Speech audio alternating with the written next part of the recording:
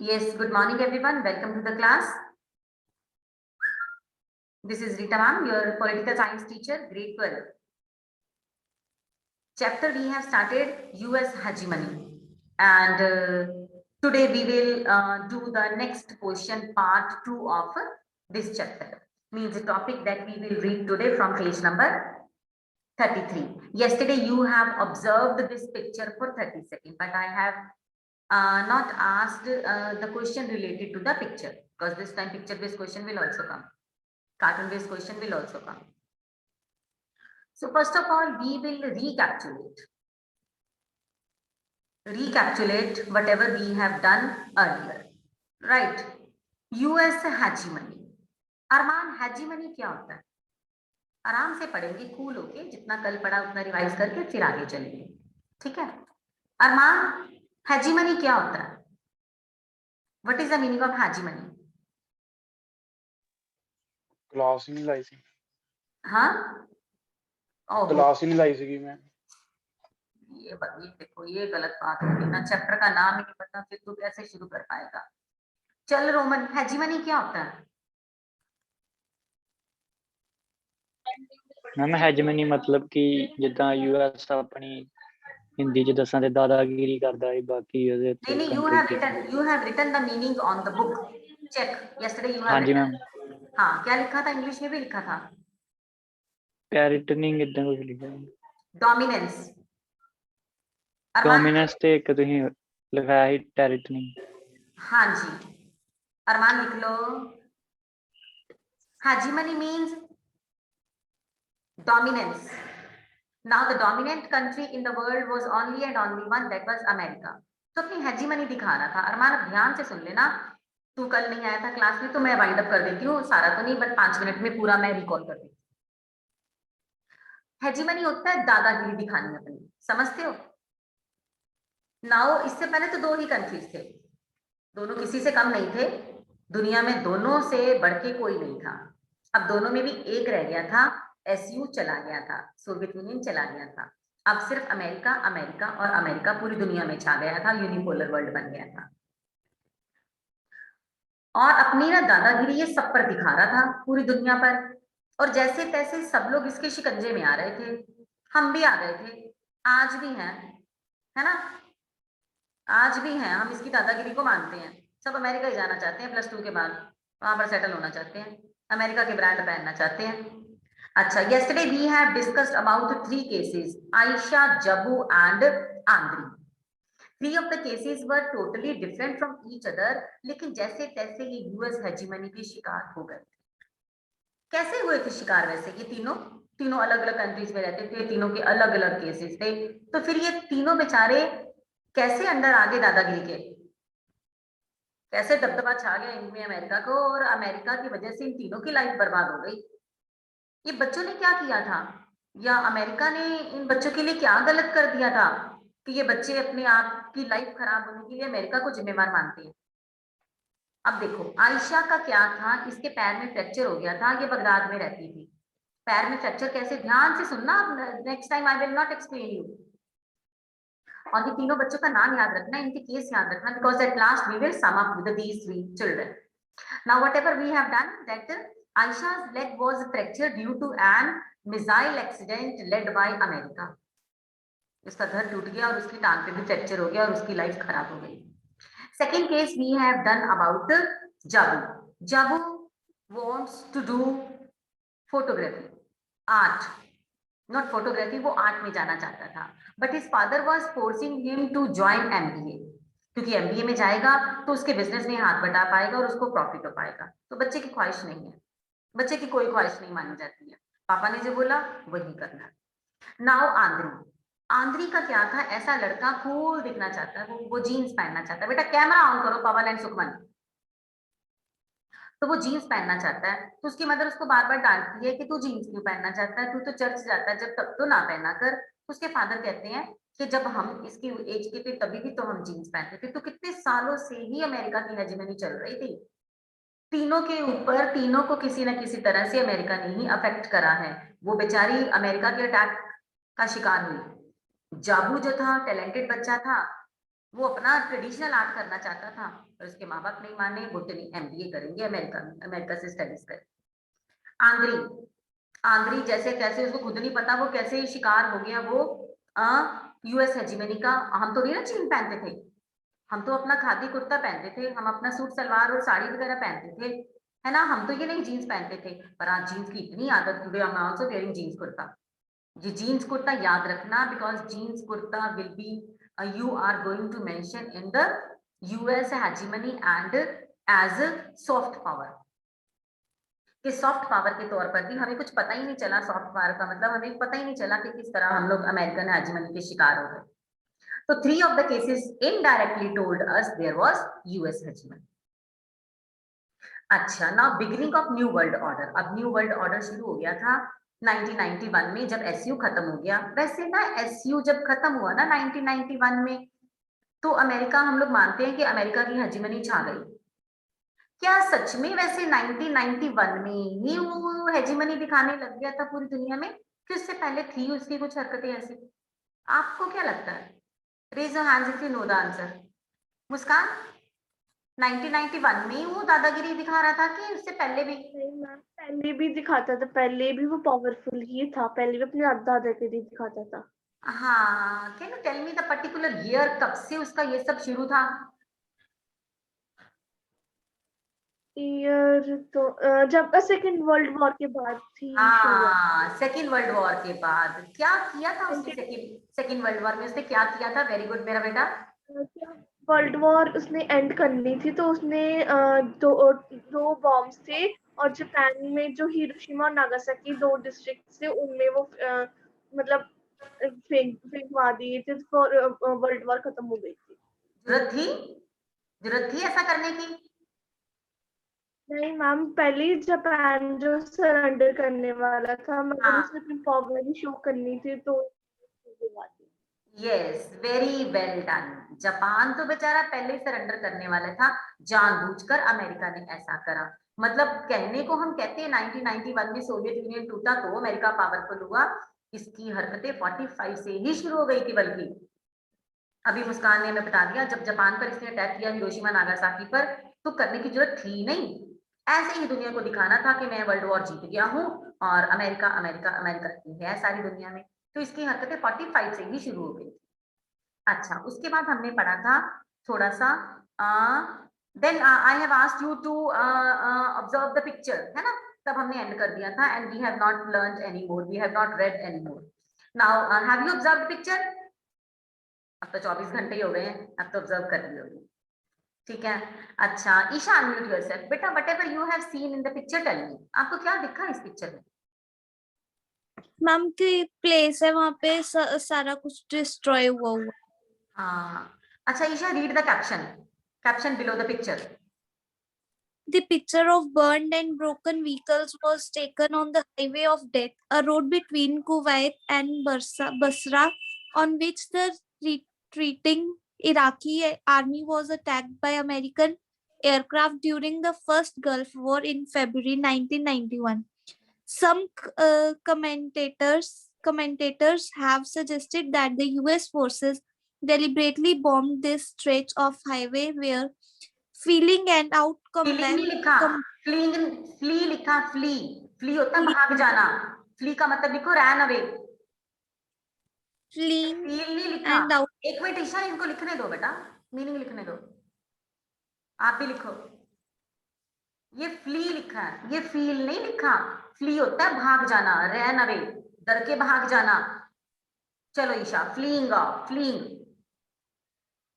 Fleeing and out of combat. Iraqi soldiers were stuck in a frenzied traffic jam, and that the victims included Kuwaiti prisoners and hostages and Palestinian, Palestinian civilian refugees. Many observers have called it a war crime and a violation of Geneva convention. Geneva Convention. अच्छा, काफी कुछ ईशा ने पढ़ दिया, है ना, बहुत कुछ बता दिया इस कैप्शन में। कोई बात नहीं, हम आराम से, मैं आपको हाफ ऑफ लाइन क्लियर करवाऊंगी, ध्यान से सुनना। Now you have seen the picture, ठीक है, बड़ी बर्बादी हुई है। आप ना पिक्चर के ऊपर लिखो ये क्या हो रहा है, where you have seen this picture ना, यहां पर ना ऊपर लिखो first Gulf war.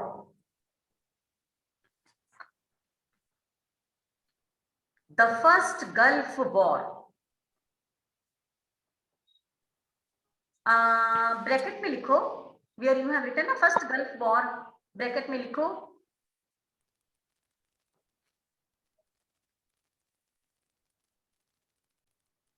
Iraq attacked Kuwait. Iraq attacked Kuwait. Spelling wrong मत लिखना, देख लेना। IRAQ Kuwait, KUWAIT. The people of Iraq called Iraqi and people of Kuwait called Kuwaiti.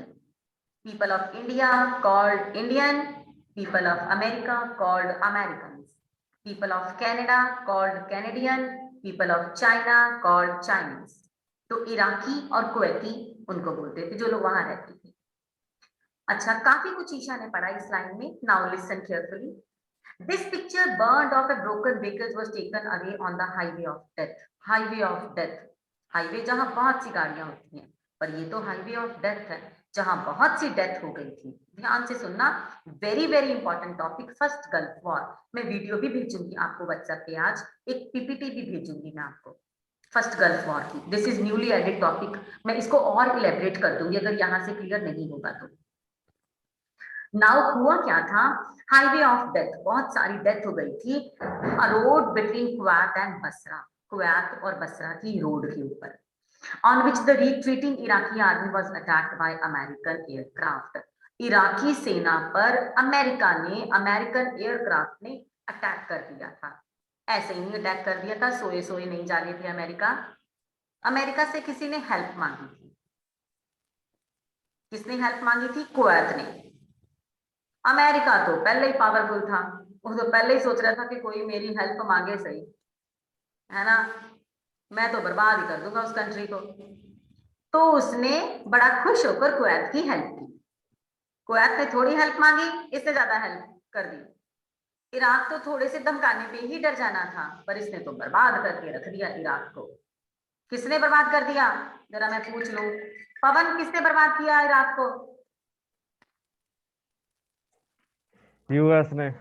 हाँ, यूएस ने कर दिया। मैं बीच बीच में पूछ लूंगी, ये ना हो कि मैं ही सब बोलती रहूं, मुझे तो आता ही है चैप्टर, मैंने तो आपको पढ़ाना, इसलिए मैं बीच बीच में पूछती रहती हूँ कि जाग रहे हैं। अच्छा, नाउ व्हाट हैपेंड, ऐसा हुआ। अभी मैं सब पढ़ाऊंगी आपको, जो कैप्शन है सिर्फ वही समझा रही हूँ। During the first Gulf War in Feb 1991, your 1 mark answer underline करो। When first Gulf War was happened in 1990, Feb 1991. Some commentators have suggested that the US forces deliberately का मीनिंग लिखो, जानबूझकर उसने ऐसा किया।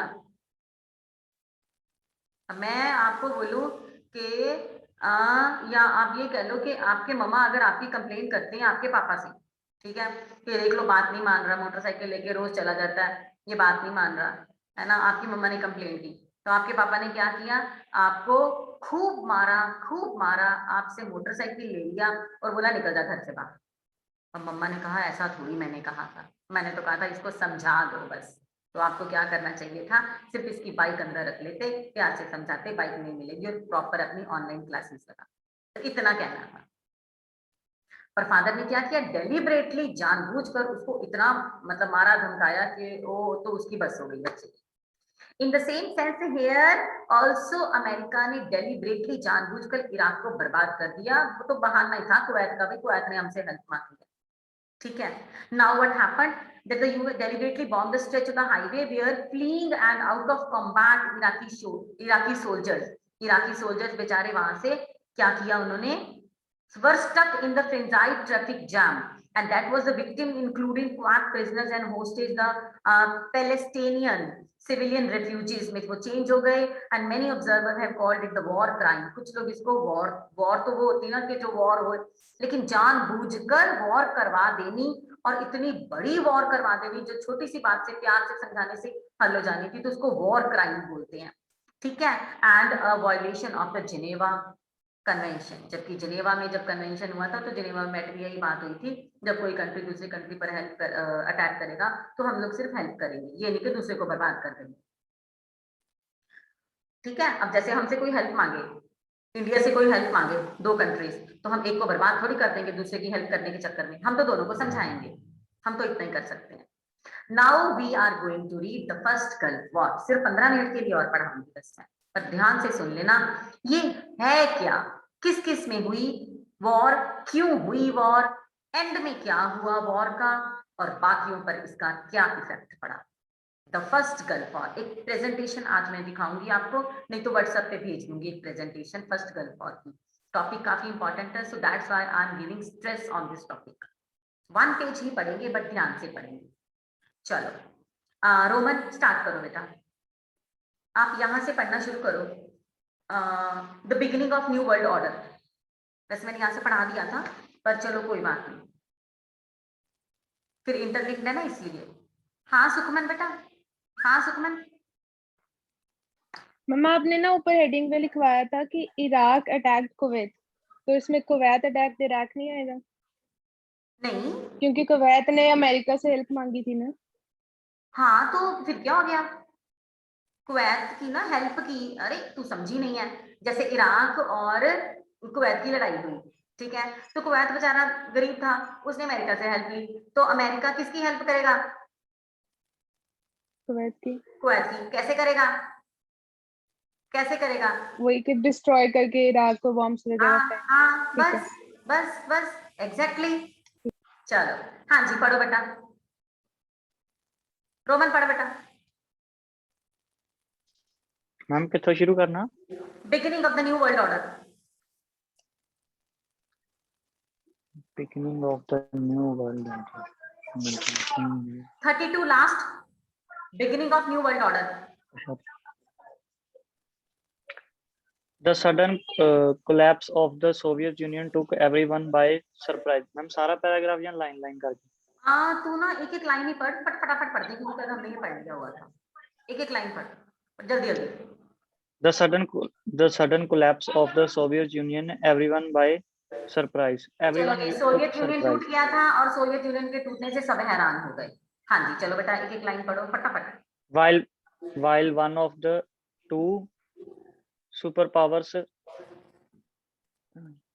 ceased to exist, the other remained with all.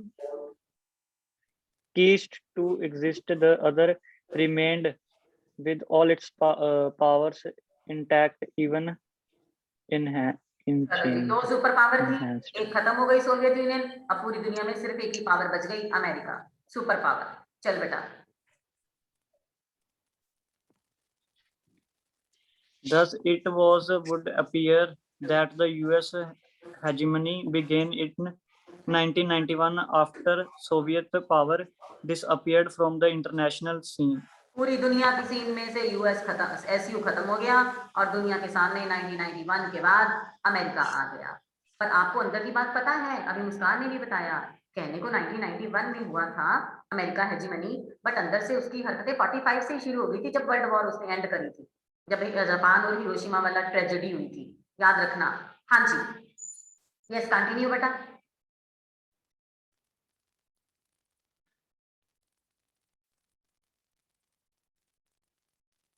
Roman left by mistake, है ना, Roman left by mistake, Param entered in the class very late. चलो कोई बात नहीं, पवन कंटिन्यू कर बेटा।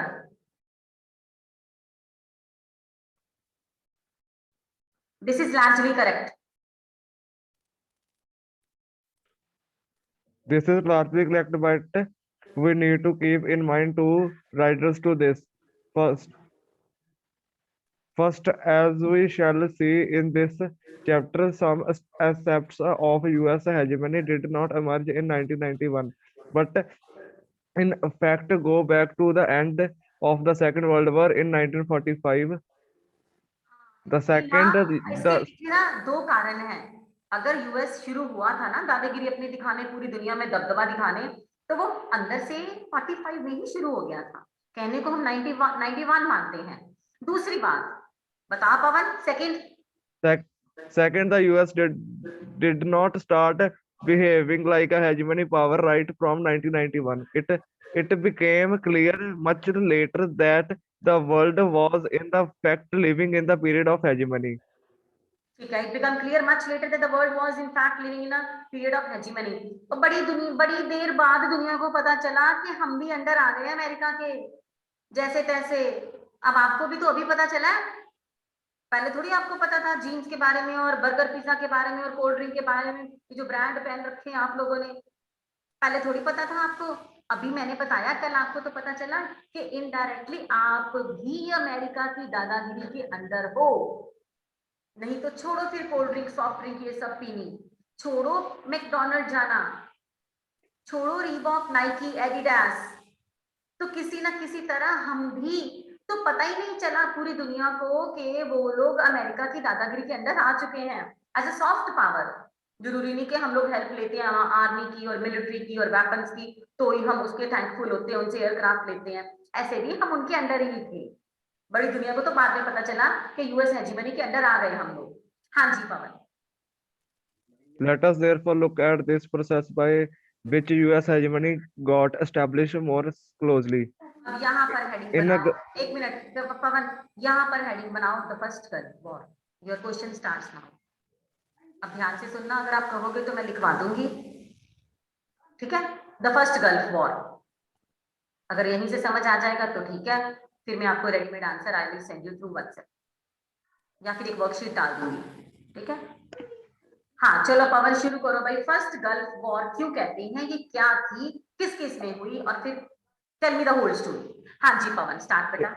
in August 1990, Iraq invaded Kuwait, rapidly occupy and subsequently annexing it after a series of बस एक लाइन पर। नाउ हुआ क्या था, अगस्त 1990 में इराक ने कुवैत पर अटैक कर दिया, ठीक है, और ऑक्यूपाई कर लिया उसका काफी ज्यादा हिस्सा। यहाँ लिखा ना अनेक्सिंग, अनेक्स का मतलब होता है स्नैच करना, छीन लेना, ज्वाइन कर लेना, उसका हिस्सा अपने में मिला लेना। सुखमन लिख ले बेटा। तो कुवैत ने क्या, इराक ने क्या किया, कुवैत का काफी सारा हिस्सा अपने में मिला लिया जबरदस्ती। कब, अगस्त 1990 में। याद रखना, भूलना नहीं, और 1 मार्क आंसर। चलो पवन फिर क्या हुआ। after a series of diplomatic attempts failed at convincing Iraq to quit its aggregation, the बड़ा United उसको कन्विंस करने की कोशिश की हमने, बड़ा उसको मनाया। कौन मनाएगा, कौन मनाता होता है। जब दो बंदों की आपस में लड़ाई होती है तो घर में तो अगर दो बंदों की लड़ाई है तो पेरेंट्स मनाते हैं। जब दो कंट्रीज की लड़ाई होती है आपस में तब कौन मनाता है तीसरा, देखें तो जरा। And I will promise a chocolate to that student who will answer. India.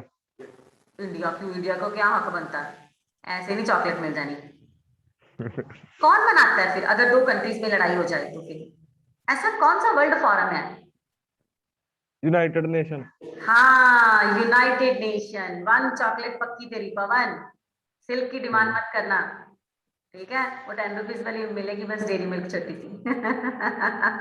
हाँ तो यूएन है उसको मनाने के लिए। यूएन ने बड़ा मनाया इराक को, भाई ना हमला कर कुवैत पर, जितने उसके तूने टेरिटरीज ली हैं उसको वापस कर दे। ऐसे नहीं हक बनता किसी के ऊपर अटैक करने का, क्योंकि हमने यूनाइटेड नेशन बना रखा था वर्ल्ड वॉर के बाद कि कभी कोई कंट्री किसी पर अटैक करेगा तो बाकी सारे उसकी हेल्प करेंगे। अच्छा जी, इराक नहीं माना, बड़ा यूएन ने कन्विंस करा पर इराक नहीं माना। अब क्या हुआ पवन, आगे बता। The United Nations managed the liberation of Kuwait by force. तो अब यूनाइटेड नेशन ने कहा हम फिर कुवैत की हेल्प करेंगे, अगर तू नहीं मानता तो हम फिर कुवैत की हेल्प करेंगे। यूनाइटेड नेशन कहता हमने ऐसे किसी देश को पिसने थोड़ी देना है, अच्छा, फिर क्या हुआ? For the UN, this was a dramatic decision after years of deadlock during the Cold War. Cold war के बाद यूनाइटेड नेशन ने ये पहला बड़ा डिसीजन लिया था, वरना यूनाइटेड नेशन इतना डिसीजन लेता नहीं था, किसी के मामले में पड़ता नहीं यूनाइटेड नेशन। अपने अपने देश के झगड़े हम खुद ही सॉल्व कर लेते हैं। हमने चाइना से, पाकिस्तान से कितने बार इश्यूज हुए हैं, पर हमने यूनाइटेड नेशन को डाला नहीं है। हाँ, पाकिस्तान में जब हमने वो करा था सर्जिकल स्ट्राइक, तब यूनाइटेड नेशन ने थोड़ा सा इंटरफेयर किया था, बट उसमें इंडिया का ही साथ दिया उन्होंने, इंडिया ने कुछ गलत नहीं किया। तो यूनाइटेड नेशन ने अब फिर इंटरफेयर किया कि इराक और कुवैत की लड़ाई थोड़ी बंद कर दे। अच्छा, इराक के पास क्या है ऐसा, कौन सा रिसोर्सेज है जिस पर इराक को बड़ा मान है? उसकी Oil. ऑयल है। Petroleum gas. हाँ, इराक में ऑयल है, कुछ ट्रेड भी है, तो ये सारे इंफ्रास्ट्रक्चर हैं, वहां पर रॉ मटेरियल भी है, इसीलिए इराक जरा भाव खाता है। हाँ मुस्कान? मैम जो यूएन है वो भी यूएस ही है। नहीं नहीं नहीं नहीं, यूएन यूएस नहीं है, यूएन तो एक ऑर्गन है, यूनाइटेड नेशन। इसमें कितने सारे, वो मैं पढ़ाऊंगी आपको आगे जाके ना, 4th लेसन है, मैं वो पढ़ाऊंगी आपको आगे जाके। यूनाइटेड नेशन ना एक ग्रुप बना है, मैंने आपको बोल दिया ना, जैसे घर में लड़ाई होगी तो पेरेंट्स मनाते हैं, तो देशों में लड़ाई हो जाए तो फिर यूनाइटेड नेशन ऑर्गेनाइजेशन है, फिर ये मनाती है। तो यूनाइटेड नेशन ऑर्गेनाइजेशन है, इसमें कुछ एक मेंबर कंट्रीज है, उनका ये काम होता है कि किसी भी कंट्रीज में झगड़ा हो जाए तो यूएन उसको मनाएगा। ठीक है, चलो अब पढ़ो पवन आगे, फिर क्या हुआ बेटा? The US President George H.W. Bush hailed the emergence of a new world order. चलो जी, अमेरिका के पास चला गया यूनाइटेड नेशन, बोलता है अमेरिका को, यार हमारी हेल्प कर, इराक ने गड़बड़ कर दी कुछ, कुवैत को मारा पीटा, कुवैत पर हमला कर दिया। लो जी, अमेरिका तो पहले ही भाव में था भाई, पूरी दुनिया उसको मानती थी, उसको तो पहले ही था कि was already searching for the opportunity, वो उसको मिल गई। यूनाइटेड नेशन ने कहा अमेरिका की थोड़ी हेल्प कर, ठीक है। नाउ व्हाट हैपेंड, अब उस टाइम कौन था प्रेसिडेंट? जॉर्ज बुश प्रेसिडेंट थे। हाँ जी बेटा मुस्कान? मैम उसने कुवैत पर ही क्यों हमला किया? कुवैत उसको ना पास लगता था और बेचारा सा था, तो बेचारे पे हमला करना था, उसने कहा अपने एरिया में मिला लूं जरा मैं इसको, है ना, थोड़ा अपना एरिया बड़ा कर लूं, इसलिए। ठीक है। चलो, अब उस टाइम जॉर्ज बुश थे प्रेसिडेंट अमेरिका के, काफी पावरफुल। अमेरिका के प्रेसिडेंट जब से, मतलब शुरू से ही ना, अमेरिका के प्रेसिडेंट सारे पावरफुल हैं। आज भी ट्रम्प जी बड़े पावरफुल थे, वो अलग बात है, बेचारे वायरस को अमेरिका में रोक नहीं पाए, लॉकडाउन ही नहीं किया उन्होंने स्टार्टिंग से, अब वो हार गए। Now the different president. चलो परम कंटिन्यू करो भाई। उसके बाद वॉर में क्या हुआ? अ मैसिव कोलिशन फोर्स,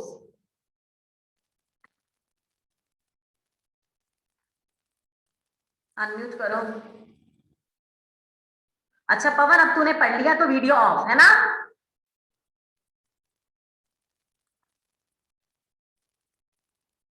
टिक के बैठा रहे। परम start reading. Good morning, ma'am. Good morning. A massive collision. A massive coalition force of 660,000 troops from 34 countries fought against Iraq and defeated in what came to be known as the First Gulf War. चलो जी, troops भेजी अच्छी खासी, 660,000 मतलब 6,60,000। M आई right? Maths इतना अच्छा नहीं है मेरा। 6,60,000 आर्मी, ट्रूप्स लिखो आर्मी। इतनी आर्मी कितने देशों ने हेल्प की? 34 कंट्रीज ने।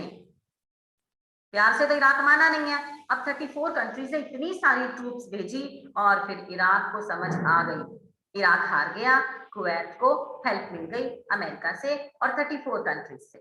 क्योंकि पहले तो काफी कोशिश की यूनाइटेड नेशन ने भी कन्विंस करने की इराक को, पर इराक नहीं मानता, तो फिर यूनाइटेड नेशन ने हेल्प की कुवैत की। कैसे हेल्प की? 34 कंट्रीज से आर्मी मांगी और इराक को अच्छे से सबक सिखाया। This is known as first Gulf War. हाँ जी परम।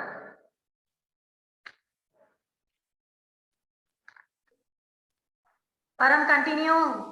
हाँ मुस्कान? Operation, which was called Operation Desert. हाँ मुस्कान? मैम गल्फ का क्या मीनिंग होता है? मैं बताती हूँ आपको, मैं बताती हूँ इसको फर्स्ट गल्फ वॉर क्यों कहते हैं। चलो मुस्कान आप ही पढ़ो बेटा, उसका कुछ इशू आ रहा है परम का। Now start reading further. उसके बाद क्या हुआ? Pawan, video on. However, the UN operation, which was called Operation Desert Storm, was overwhelming and American General Norman Schwarzkopf led the UN coalition, and nearly 75% of the coalition forces were from the US. हाँ जी, रुको, बड़ा कुछ पढ़ दिया तूने इस line में। इस लाइन में बहुत कुछ है। अब फाइट जो हुई ना, ये ना यूएन ने चलाई। यूएन को तो कोई कुछ नहीं कह सकता, वो तो वर्ल्ड फोरम है वो तो। अच्छा, उसने ये जो ऑपरेशन चलाया ना, आपको पता हर ऑपरेशन का नाम रखते हैं। जैसे ऑपरेशन ब्लू स्टार था हमारे इंडिया में जब चला था इंदिरा गांधी के टाइम पे, जब सिख हरिमंदिर साहिब में चले गए थे, तो है ना, यू नो दैट, वो भी पढ़ाऊंगी मैं आपको बुक 2 में, ऑपरेशन ब्लू स्टार। अब यहाँ पर ये जो गल्फ वॉर हुई ना, तो इसको नाम दिया गया था ऑपरेशन डेजर्ट स्टॉर्म। पिछली बार मैंने ये ना गूगल फॉर्म में डाला था, तो ऑप्शन में डस्ट स्टॉर्म भी था, ऑपरेशन डस्ट स्टॉर्म। आप मानोगे most of the student tick on this option. Dust storm नहीं है, this is Desert Storm. Operation का नाम क्या है? Desert Storm. इसका नाम रखा गया डेजर्ट स्टॉर्म, यूएन ने रखा था इसका नाम। बट बाकी लोग इसी ऑपरेशन को operation blue star, sorry, first Gulf war बोल देते हैं। ये क्यों था? कहते हैं कि अमेरिका ने अपना दबदबा पूरी दुनिया में एक बार और दिखा दिया। 75% फायदा तो अमेरिका को हो गया, क्योंकि 75% अमेरिका ही इन्वॉल्व था। अगर अमेरिका ना होता, बाकी चाहे 34 कंट्रीज होते, फिर भी इराक को नहीं हरा पाना था। तो अब ये लाइन में दोबारा पढ़ रही हूँ, मुस्कान ने पढ़ी है। Overwhelming America and American general कौन थे तब? Norman Schwarzkopf. नाम इनका थोड़ा सा डिफिकल्ट है, स्क्वार्ज़क्रूफ। ये थे led the UN coalition and nearly 75% of coalition forces from US. इतनी सारी आर्मी, इतना सारा पैसा उन्होंने लगाया, तो कहते हैं कि यूएन नहीं, ये अमेरिका ही था लीडर उस टाइम। और उस टाइम अमेरिका के प्रेसिडेंट भी बहुत पावरफुल बंदे थे, और वो थे जॉर्ज बुश। चलो मुस्कान, उसके बाद पढ़ो, ध्यान से धीरे धीरे पढ़ना। हाँ, yes. Although the Iraqi president Saddam Hussein had promised the mother of all battles, the Iraqi forces were quickly defeated and forced to withdraw from Kuwait. चलो, कहते हैं कि उस टाइम ना इराक के प्रेसिडेंट थे सद्दाम हुसैन, डिक्टेटर था पूरा का पूरा, वो तानाशाह बंदा था, किम जॉन की तरह सद्दाम हुसैन। दुनिया बहुत डरती थी उससे। तो Saddam Hussein had promised the mother of all battles, उसने इसको नाम दिया mother of all battles. Highlight करो, ये क्वेश्चन में आज ही आपको लिखवाऊंगी for 2 marks.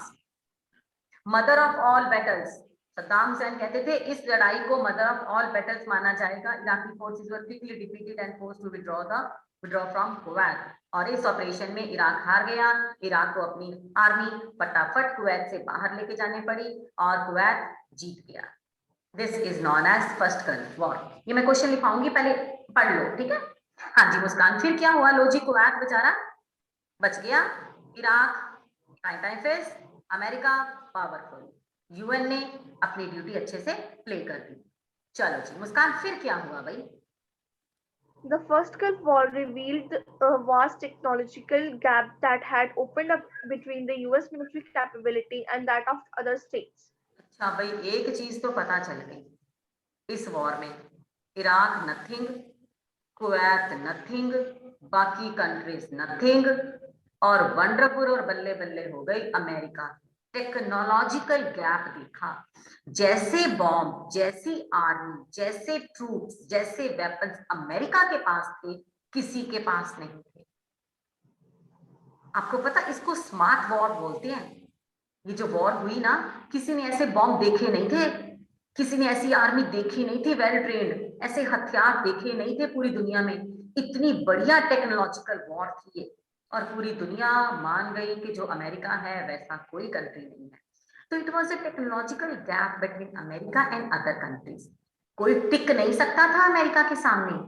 This is the first point she has red. आप इस पैराग्राफ के ऊपर लिखो इफेक्ट, इसके ऊपर लिखो effect of gulf war, result of gulf war. चल बेटा मुस्कान, फिर क्या हुआ? एक चीज तो हम ये मान गए कि हाँ जी वंडरफुल है जी अमेरिका की आर्मी, टेक्नोलॉजी। दूसरी बात बता मुस्कान। The highly publicized use of so-called smart bombs by the US led some other observers to call this a computer war. आपको पता है इसको कंप्यूटर वॉर बोलते हैं?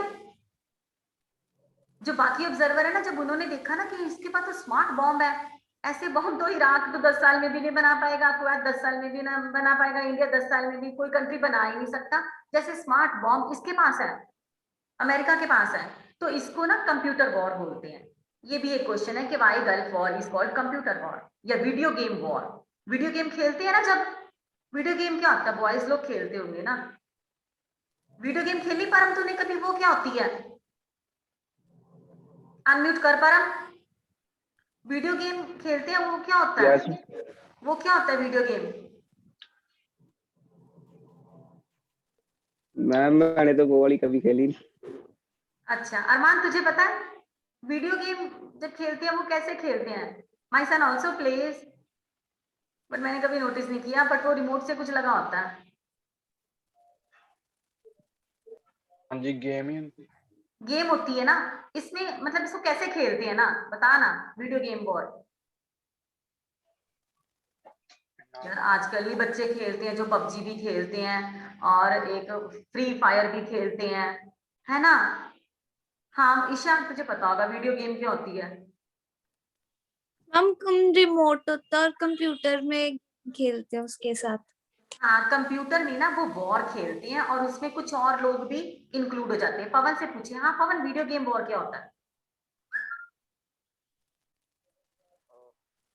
मैम वो रिमोट के साथ खेलते हैं कंप्यूटर में, वो प्ले स्टेशन भी होती है मेरे पास है ना, फिर ऐसे रिमोट से खेलते हैं। हाँ हाँ हाँ हाँ, ठीक है ठीक है ठीक है।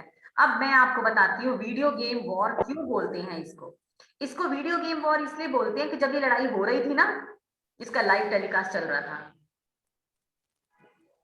कैमरामैन वहीं पर बैठे थे और लाइव लड़ाई देख रही थी दुनिया घर में बैठे अपने टीवी के ऊपर, इसीलिए इसको वीडियो गेम वॉर बोलते हैं, फर्स्ट गल्फ वॉर को। ठीक है, मतलब लोग टीवी पर बैठे, मतलब सामने लड़ाई हो रही है, वॉर हो रही है और हम लोग अपने घरों में बैठे देख रहे हैं। This is called video game war. Cameraman वहीं पर कैमरा रखकर लाइव ये सब हो रहा था। देखो सोच, इमेजिन करो कैसा लगता होगा। चल मुस्कान आगे बढ़ो।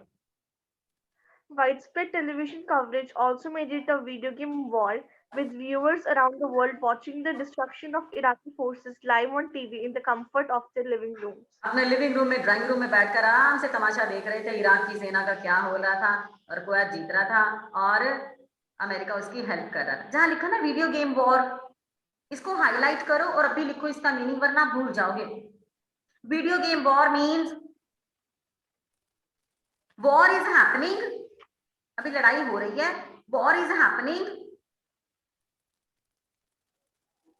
And cameraman are covering live.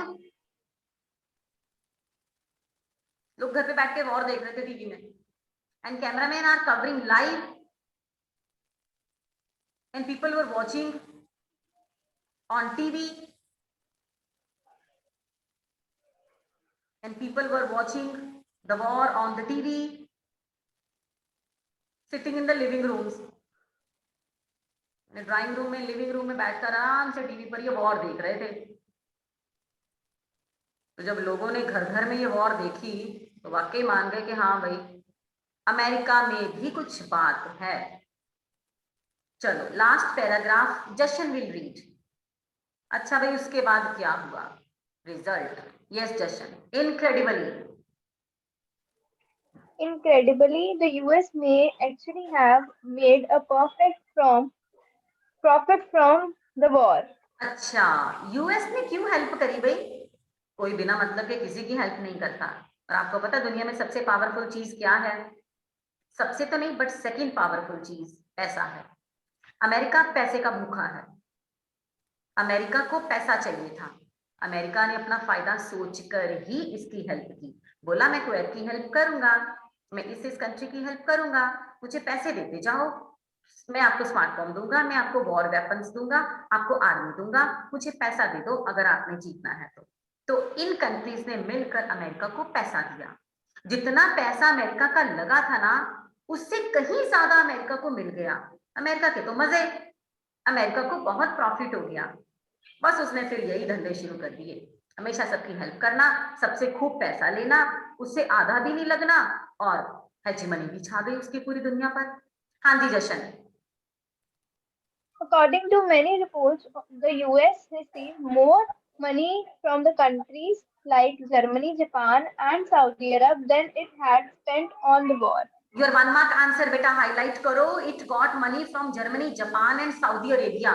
यहाँ से पैसा मिला और लगा उससे काफी कम, तो प्रॉफिट बहुत ज्यादा हो गया अमेरिका को। तो अमेरिका को तो मजे है ना, दुनिया में भी छा गया भाई, टेक्नोलॉजी में नंबर 1, स्मार्ट बॉम्ब में number 1, computer war, gaming war इसने शुरू कर दी, वीडियो गेम वॉर, और पैसे में भी इसका फायदा हो गया।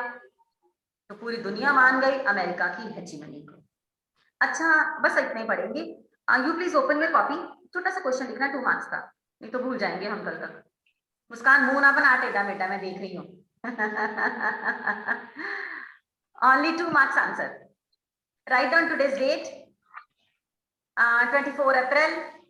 पवन कैसे लिखेगा? पवन गाड़ी में है, पवन लिखेगा? Okay good good good good, I am proud of you Pawan. तू बच्चा बहुत अच्छा है और समझ भी तुझे आती है, बट तू क्लासेस अगर लगाए ना तो you will be the shining star of my class. हाँ जी, why Iraqi president, 2 marks answer है बेटा, only 2 line answer. Why Iraqi president Saddam Hussain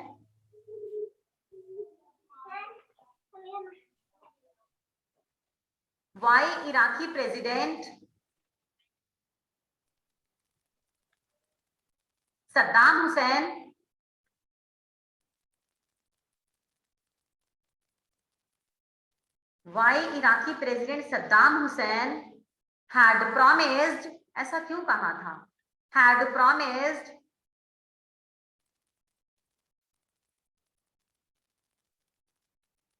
the mother of all battles, ऐसा क्यों कहा था उसने?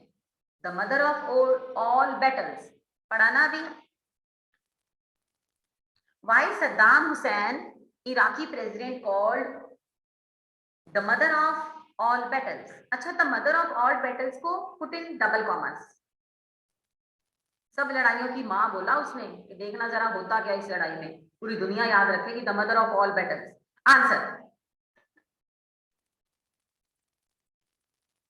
बिकॉज से शुरू करवा दूं मैं। Because he was sure, quite sure, because he was quite sure that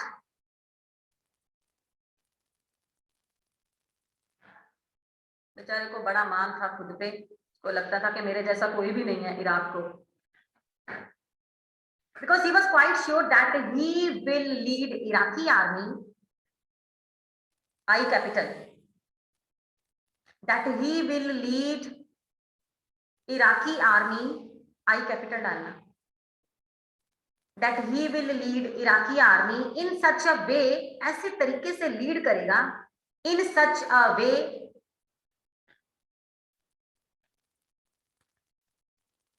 he will lead Iraqi army in such a way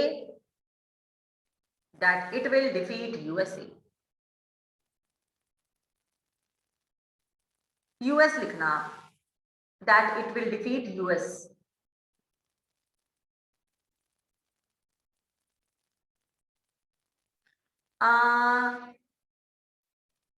एक ना हेडिंग से बनाओ, mother of all battles means, इसका मतलब क्या है? मदर ऑफ, या साथ में ही लिख लो, हेडिंग मत बनाओ। Mother of all battles means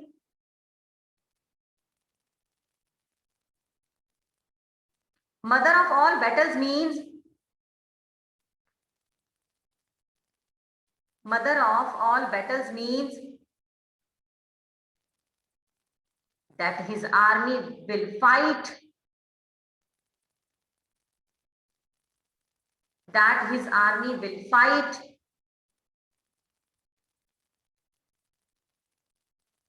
with full force, पूरे जोर के साथ लड़ेगी, with full force at its maximum, सबसे ज्यादा, at its maximum, पूरे फोर्स के साथ लड़ेगी Iraqi army, at its maximum।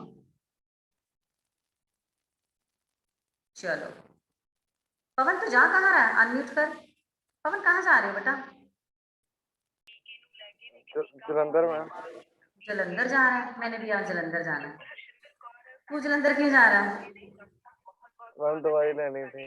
अच्छा अच्छा अच्छा, चलो फेस कवर ही रखना अपना, जलंधर में माहौल ठीक नहीं है।